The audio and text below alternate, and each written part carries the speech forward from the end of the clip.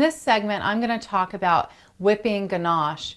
Earlier, we had made the ganache and set it aside so it would set up. And I had mentioned that you can even use your refrigerator to speed up that process. Well, if you still haven't gotten the consistency you like, you can whip ganache. It makes a light and airy frosting when you do that.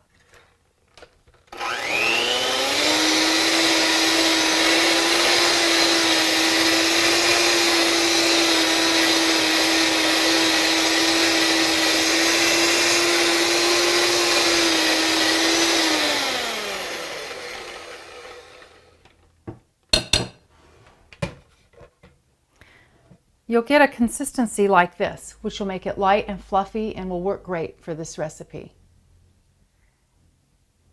What's great about the many steps in this Yule log recipe is you can make a lot of these steps ahead of time and then just have them in the refrigerator. The chocolate mousse can be made days ahead, the marzipan decorations can be made days ahead, and you'll have all your pieces and all you'll need them for on the assembly the day you need your dessert.